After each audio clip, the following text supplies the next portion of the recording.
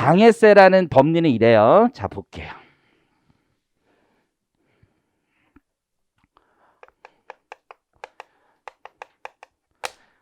조문은 우선 거기 앞에서 조문 한 번만 확인하고 들어올게요.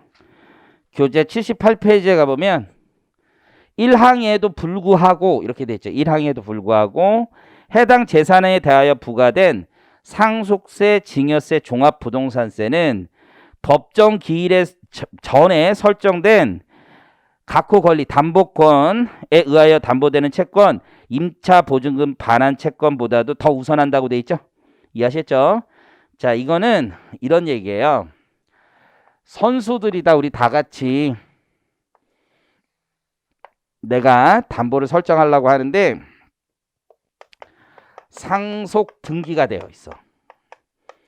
등기 원인 갑구를 보니까 갑구는 소유권이 계속 이전되는 모습이거든요.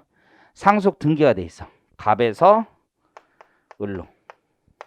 그럼 우리가 갑을 피상속인 망자, 을을 상속인 이렇게 표현하겠죠. 을 앞으로 지금 등기가 넘어간 거죠. 그리고 담보를 설정한 거야. 은행이. 그럼 채무자는 누가 되겠어 이때? 을이 채무자였겠죠? 을 재산에 대해서 담보를 걸었을 거 아니에요. 그런데 이 재산에 대해서 상속세가 나오는 거지 나중에. 근데 상속세는 상속 받자마자 확정되는 게 아니잖아. 부가 결정을 통해서 확정될 거 아니에요. 그럼 그 해당 상속세의 법정 기일은 이 뒤에나 생길 거 아니야. 그렇죠? 근데 이 재산을 지금 체납을 하려고 해. 얘가 무슨 부가세를 안 냈든 뭘 안 냈든 이 재산에 대해서 강제 집행을 하려고 하는데 은행이 이런 얘기 하는 거지. 걱정 안 해 우리는. 앞선에 상속세보다 우선이니까 우리가 우선이야 이런 주장을 하는데 등기 원인 있잖아 보면. 그럼 은행은 돈 빌려주기 전에 확인하는 거죠. 상속세 완납했니? 부가 결정돼서 완납했니? 가져와. 이걸 해야 된다는 거야. 그러지 않으면 은행만 너무 논하는 장사죠. 등기 치고서 바로 담보 돈 빼돌릴 수도 있으니까. 그러니까 극단적인 경우를 생각해보면 이게 100억짜리 건물인데 대출 한 80억 가지고서는 튄다고 쳐봐. 그럼 은행이 우선이니까 국가는 상속세 다 날려먹는 거 아니야. 그래서 이렇게 만든 거야. 근데 이 당해세는 좀 엄격해야 되는데 얘가 상속 등기가 되어 있으면 이해가 되는데 이런 건 안 되는 거야. 이런 건. 비교해서 보면 여기 담보를 설정했는데 차주가 누구냐? 갑이야. 갑. 갑이 채무자야. 그런 다음에 상속이 된 거야. 그렇죠? 그래서 을에게 넘어갔겠지. 그리고 나서 상속세가 나온 거야. 그럼 이때 은행이 져야 되겠어? 상속세보다 무조건 져? 당해세란 이유로? 은행은 이건 예측이 안 되잖아요. 돈 빌려주면서 곧 돌아가실 거죠? 상속세 나오면 우리가 줘서 안 돼요. 이렇게 얘기하는 건 말도 안 되잖아. 그래서 당연히 누가 설정한 등기에 대해서만 즉 상속인이 설정한 채무에 대해서 그 담보권이 있을 때 해당 상속세가 당해세로서 담보에 우선하게 된다는 뜻이에요. 의미 이해하셨어요? 그럼 증여라면 증여세가 나온다면 당해세가 되기 위해선 누구에게 담보를 설정했어야 돼? 당해세가 되기 위해선 수증자에게 담보를 설정했어야지요. 상속세가 당해세가 되기 위해선 누구에게 담보를 설정했어야 돼? 상속인에게 담보 설정했어야 된다는 얘기예요. 자, 가볼게요. 당해세. 당해세는 담보채권자의 법적 안정성을 심각하게 훼손할 수 있어. 예측 가능하지 않을 수도 있잖아. 그렇죠? 그래서 엄격하게 제한적으로 해석한다고요. 즉 상속세 체납이다. 종부세 체납이다. 증여세 체납이다 해서 무조건 하는 게 아니라는 얘기야. 자, 상속세. 거기 한번 밑줄 그어볼까요? 상속인의 채무를 담보하기 위해. 이것만 당해세가 될 수 있는 거예요. 그러니까 당해세라는 건 차주가 누군지에 따라서 당해세 여부가 갈리는 거야. 상속세라기보다는. 증여세는 수증자의 채무를 담보하기 위해. 이해하셨죠? 판례. 동그라미 1번. 자, 여기 보세요. 우리 이 친구가 아까 그 이제 증여가 있었던 거잖아. 증여가. 뭐 추정이야, 추정. 뭐 의제하는 건 아니고. 그래서 세무서에 내가 이제 투서를 넣은 거야.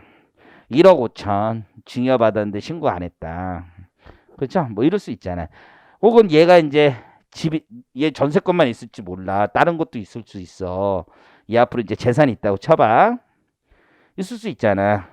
그러면 얘 앞에 대해서 증여세 안 냈다고 지금 강제 집행을 하려고 해. 근데 등기는 얘 앞에 등기인데 등기 원인이 증여로 안 나오고 얘 이름으로 등기가 나왔을 수 있잖아요. 다른 말로 하면 얘 이름으로 등기가 나왔는데 자금 출처에 의한 조사에서 증여세가 부과될 수가 있잖아. 그러면 그럴 때도 증여세가 당해세가 되냐 이거지. 말도 안 되죠? 증여세라고 하더라도 담보권자인 은행이 봤을 때 증여 등기나 상속 등기가 있었어야지. 다 같은 증여세라고 해서 그게 다 나오는 게 아니잖아. 자금 출처를 이유로 증여세를 부과할 때는 그 증여세는 절대로 당해세가 될 수가 없어.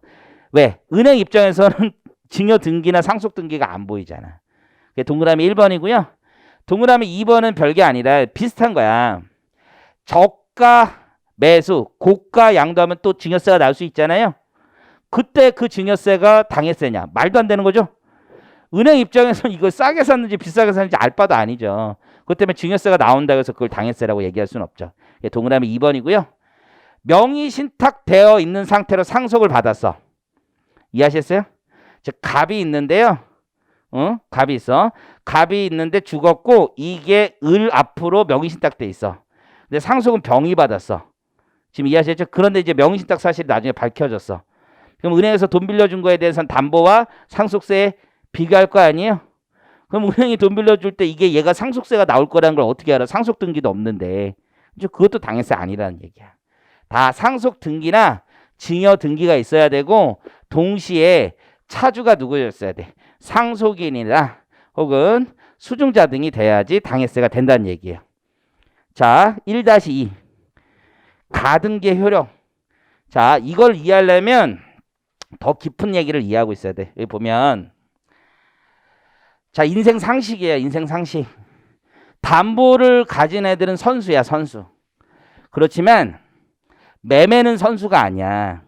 그냥 물건을 사는 건 우리가 살 때 이 사람이 체납이 있는지 확인할 이유가 전혀 없어요. 그 사람의 체납이 있는지 확인할 이유가 전혀 없어. 잡을게. 그래서 법정 기일이 있어. 누구에 대한 국세냐면 갑에 대한 국세야. 갑은 이제 매도인이 될 거고요. 매도인. 응? 그런데 이제 매매가 일어난 거야. 매매. 그래서 갑에게서 을로 넘어간 거야. 매매로. 이해하셨죠? 그리고 나서 나중에 갑이 체납자라는 거야. 국가가 을의 재산에 대해서 강제 집행을 할 수 있나요? 말도 안 되는 거야. 을로 넘어갔잖아요. 지금. 이걸 매매로 양수하는 애는 얘가 체납자인지 아닌지 어떻게 다 알고 사겠어요.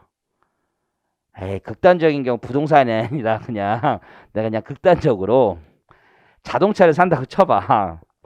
현대차가 체납이 있는지 내가 확인하고 사야 돼? 편의점에서 물건 사는데 편의점 아저씨가 무슨 체납이 있는지 확인하고 사야 돼? 거래 질서 엄청 해치는 거야. 매매는. 더 신속하게 일어나야지. 그러니까 체납 여부는 상관이 없어. 대신에 이러면 사면 안 되지. 체납자인데 얘 재산에 대해서 지금 A를 넘기려고 하는데 국가는 얘한테 함부로 넘기게 못하는 방법은 하나 있어. 압류 등기를 치면 되는 거야. 국가 입장에서. 저 부동산에다 압류 딱 쳐버리면 되는 거야. 압류가 뭐예요? 침 바른 거야. 딱 침을 발라놓은 거야. 거기다가 이거 건드려봐야 내 거야. 내가 우선권이 있어. 이렇게 공시를 해놓으면 그거는 매수인이 사더라도 아무 의미가 없어. 그래서 우리 거래관행에서 그건 상식 아니야. 압류되어 있는 건 안 건드린다. 내가 우선권이 없는 거니까. 이해하셨죠? 압류가 되어 있으면 안 되는 거지. 그건 안 되는 거야. 이해하셨어요? 그래서 우리 세제에서는요. 압류가 없는데 이걸 샀다고 해서 이 을에게 책임을 물리는 건 매우 이례적이야. 두 가지 경우만 있어. 첫 번째는 사업 양수임. 선수잖아, 선수. 두 번째는요. 양도담보권자의 물적 납세무라는 게 있어. 담보권이지만 매매처럼 넘어갈 때 그건 이따가 보기로 하고. 이해하셨죠? 지금 이 법리를 아시는 건 되게 의미가 있는 거예요. 인생 살면서. 그런데 이제 가등기와 관련해서 한번 보는 거예요. 사람들이 매매를 할 때는요. 매매를 할 때는 이렇게 많이 해. 갑이 내가 돈을 얘한테 주고 싶어. 그러니까 물건을 팔고 싶은데 돈을 주고 싶은데 돈이 당장 마련이 안 될 수 있잖아. 그러면 일부만 줘. 그리고 나중에 잔금을 치러. 근데 얘가 계약금 중도금 받고 튀면 어떡해? 겁나잖아. 그래서 매매 가등기를 많이 쳐. 가등기. 이해하셨어요? 그래서 나중에 잔금 치르면 본등기가 되는 거야. 그러면 먼저 가등기라는 걸 쳤어. 가등기. 그리고 잔금 치르면 본등기를 하는 거야. 본등기. 매매에 대한 본등기. 그러면 관련 법률에서는 이렇게 하고 있어요. 본등기를 치면 그 효력은 가등기 한때로 소급한다 이렇게 돼 있어. 등기의 효력은. 그래야지 가등기를 치는 의미가 있죠. 만약 가등기 쳐놨는데 이놈이 딴 놈한테 팔아. 근데 내가 본등기 치면 그 뒤에는 소유권자가 아닌 사람으로부터 매수인이 되는 거니까 무효인 계약이 되는 거지. 이렇게 가등기는 소급표가 있는 거야. 여기까지 이해하시겠죠? 자, 그럼 이제 조문을 읽어봐요. 법정기일 후에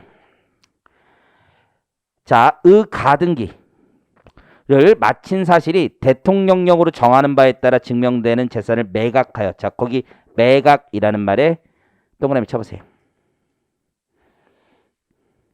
이 얘기는 뭐야? 법정기일이 있는데요. 이걸 매각을 한 거야. 매각. 그러면 누가 우선하는 거야? 국세가 우선해? 그냥 매수인이 우선해? 매수인이 우선하는 거지. 단순 매각인데. 근데 그 매각하여 그 매각 금액에 대하여 국세를 징수하는 경우 재산을 자 동그라미 압류. 자, 그럼 볼까? 이렇게 된 거네. 법정기일이 있어. 가등기 쳤다. 응? 근데 이 사이에 뭐가 돼 있어? 압류가 돼 있는 거지. 압류. 이해하셨어요? 압류. 그런 본등기 하더라도 소급표가 있으면 원래 저기가 제가 매매가 돼서 이기는 건데 본등기 하기 전에 뭐를 때려서 지금 다시 한번 봐요. 매각하여 그 매각 대금에서 국세를 징수하는 경우 그 재산을 압류한 날 이후에 본등기가 이루어지더라도 그 국세는 가등기에 담보된 채권보다 우선한다 이렇게 돼 있죠. 이해하셨죠? 그래서 요건 굉장히 특이한 케이스인 거야. 결국 매매하고 압류 가등기를 다 알아야지 이해가 되는 거야. 나만 이해됐는지 모르겠는데 그냥 이런 게 있다 정도 생각하시면 돼. 오히려 저는 이런 게 여러분들 인생 사는데 기준이라고 생각해. 이게 중요한 거지. 그렇죠? 요거는 너무 특이한 케이스다. 그래서 거기 가등기의 쟁점. 좀 어려운 말이 있어. 추구표라는 말이 요게 매매의 추구표 이렇게 표현하거든. 가등기 추구표. 그런 말들이 있고요. 네 번째 줄만 오히려 기억하는 게 좋을 것 같아. 이에 대한 예외로 원래 매매가 되면요. 다 끝나는 거야. 끝나지만 양도담보권자의 물적 납세 의무나 사업 양수인의 제2차 납세 의무는 매매인인데 매수인에게도 책임을 물릴 수 있는 아주 예외적인 관계라는 얘기예요. 가등기와 관계 뭐 그거 한번 보시면 되고. 1-3이 차라리 조금 더 가능성이 있어. 사해행위라는 거 있죠. 사해행위라는 말은 민법에 나온 말이에요. 민법에 나온 말. 그래서 사해행위라는 말은 채권자를 해할 목적으로 채무자가 하는 법률 행위를 얘기해요. 그래서 지난번에 한번 얘기했듯이 내가 법정기일이라는 제도가 있으니까 세금을 밀릴 건 나름 미리 알잖아. 그래서 법정기일이 도래하기 전에 예를 들어서 봐봐요. 내가 올해 돈을 되게 많이 벌었어. 그런데 어차피 법정기일은 내년 5월이 넘어야 되는 거잖아. 6월달 넘어가야 되는 거잖아. 그럼 나는 그 사이에 이미 돈을 다 빼들고 나눌 수 있잖아. 그래서 담보를 허위로 설정하고 그 돈을 내가 먹고서 날라갈 수 있잖아. 그래서 그렇게 짜고 허위로 채권자인 국세청을 해야 할 목적으로 담보를 설정하면 어떻게 한다는 거야? 인정하지 않겠다는 거지. 그래서 거기 세무서장은 납세자가 제3자와 짜고 거짓으로 재산의 그런 담보권을 설정하는 계약을 하게 되면 어떻게 했든 그 매각 대금으로 국세를 징수하기가 곤란하다고 인정되면 그 행위의 취소를 법원에 청구할 수 있어요. 세무서장이 직권 취소는 못해. 민사법의 관계를 다 무시해야 되죠. 저당권 설정 계약을 취소시킨다는 건 법원에 청구를 하는 거야, 법원에. 그렇지만 이게 법문을 보니까 거기까지가 본문이고 뒤에가 단서란 말이에요. 본문에 따르면 제3자와 짜고 거짓으로 그렇게 했을 때 세무서장이 청구할 수 있는 거잖아요. 그럼 입증 책임은 누구에게 있는 거야? 세무서장에 있는 거야. 제3자와 짜고 했다는 사실. 자, 여러분들이 공무원이라고 생각해 보세요. 아, 저 체납자 있는데 저 체납자가 그 전에 어디다 담보 설정해서 대출 받은 게 있어. 저거 짠 거 같은데, 저거 짠 거 같은데 이런 생각이 들어도 내가 열쳤다고 그 사람 찾아가서 당신 사행위 했죠? 이거 담보 이거 잘못된 거죠? 그쪽에서 뭐랬어? 아니요, 그러겠죠. 제가 무슨 수를 써서라도 입증하겠습니다. 이러고 돌아오겠어요? 그럴 사람 없어요. 공무원을 뭐라고 폄하하거나 비하하거나 그런 게 아니라 내가 공무원이라도 그런 일 안 합니다. 왜 미쳤어요? 내가 피곤하게 누구 그 사람은 내가 촉질 일이 있나? 그렇잖아요. 굳이 그럴 필요가 없어요. 그다음에 가만히 있어요, 다. 그래서 진정한 거학들은요, 사행이 하나도 무섭지 않아요. 하나도 무섭지 않아요. 근데 오히려 조금 소박한 사람들이 좀 문제가 많아요. 소박한 분들은요, 또 아이고 아파트 저 한 채밖에 없어요. 근데 나 사업하다 지금 망했으니까 부가세 체납이 제일 많거든요. 사업하다 망하면 부가세 체납이 나올 수밖에 없어. 왜냐하면 먼저 받았지만 세무서에 내기 전에 내 직원들 인건비 주고 뭐 하고 나면 안 남을 거 아니야. 그러면 부가세 체납이 생긴다고. 망했다. 그런데 이제 어떻게 하는 거야? 방법 하나밖에 없죠. 저 아파트라도 살려야 될 거 아니야. 저 한 채 있는 거. 어떻게 합니까? 와이프한테 뭐 징열하든 매매를 하든 가장을 하든 뭐 그렇게 넘기겠지 보통. 그럼 세무서가 어쩔 수 없네 이러겠어요? 저건 특수관계인 간의 거래잖아요. 저건 어떻게든 잡으려고 한다고요. 심지어 기한도요. 짜고 했을 것이라고 추정해주고 1년이라는 여유기간까지 줘서 추정을 하는 거야. 그래서 서민들은 잘 법을 모르니까 거학들은요. 친구한테 맡겨놔요. 친구가 배신하면 어떡하냐고요? 아이 원래 명의신탁이나 이런 관계나 배신 잘 안 해요. 100 중 한둘이 배신하지 99, 98은 배신 안 해요. 배신하면 안 되거든요. 아니에요. 그런 어쨌든 배신하면 배신 안 해요. 배신 안 하고 다 맡겨두면 잘 처리해 줍니다. 한두 명의 문제지. 근데 이제 소시민 서민들은 와이프, 자식한테 해놔요. 그래서 그 단서에 다 걸려요. 다. 그래서 국세청에서 사행위 취소 소송하는 게 되게 많거든요. 지금 얘는 국세기본법이니까 담보만 가지고 얘기하지. 매매는 국세징수법에 있어요. 매매는. 그래서 거기 보시면 이 경우 납세자가 국세 법정기일 전 1년 이내 특수관계인에게 전세권 등을 설정하면 거짓으로 추정해버리는 거죠. 추정. 엄청 무서운 규정이죠. 실제. 이거에 다 걸려요. 실제. 이해하셨죠? 그래서 취소권 원칙적인 입증 책임은 과세관청에게 있지만 다음 페이지 가보시면 뭐가 돼요? 입증 책임이 전환되기도 하더라라는 얘기입니다. 자, 조세 채권 간의 상호 우선순위는요. 세무서나 다른 세무서끼리의 우선순위나 국세나 지방세의 우선순위를 얘기하는 거예요. 어떤 물건에 대해서. 대원칙은요. 우리가 납부 연기를 연부 연납 같은 거 신청하면 뭐 해줘요? 담보 잡잖아요. 담보가 있으면 국세가 우선하는 거예요. 무조건. 그 담보 있는 채권. 그래서 양가로 3번에 보면 조세 채권의 우선순위 있잖아요. 동그라미 1번에 담보 있는 조세 채권. 이게 최우선이에요. 담보 있는 거. 압류 침 발랐죠? 그럼 우선이에요. 우선. 그것도 없으면 국세징수법에서 배웠던 거 기억나요? 교부 청구? 다른 사람이 상 폈는데 거기다 숟가락 하나 얹어버리는 거죠? 그거예요. 그거. 그런데 사례 하나만 보시면 돼. 이것도 이제 뭐 이렇게 나올 가능성이 높은 건 아니고. 자, 보세요.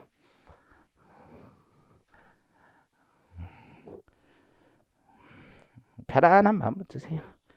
자, 거기 사례가 있죠. 사례가 1월 5일 날 A 세무서가 법정기일이 있어요. A 세무서가 법정기일 가진 국세가 있어요. 그 다음에 저당권을 설정했어요. 2월 5일 날. 2월 5일 날 B가 저당권을 가지고 있어요. 그런 다음에요. 3월 5일 날 C 세무서가 가지고 있어요. 3월 5일 날 C 세무서가 법정기일이 있어요. 그러면 순서 어떻게 돼요? 이렇게 순서대로 가져가는 거 맞죠. 그런데 C 세무서는요. 법정기일은 뒤에 왔어도요. 압류를 쳐놓은 거야. 압류. 그렇죠? 그럼 어떻게 하면 되냐? 1차 배분은 이렇게 하는 거예요. 1차 배분은. 그런 다음에 2차 배분을 하면 돼요. 어떻게 하면 돼요? 얘네 순서만 쏙 바꿔놓으면 되죠.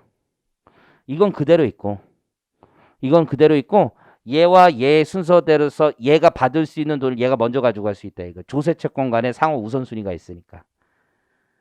잘 이해가 안 돼요? 얘가 받을 돈이 500이에요. 1000이에요. 600이에요.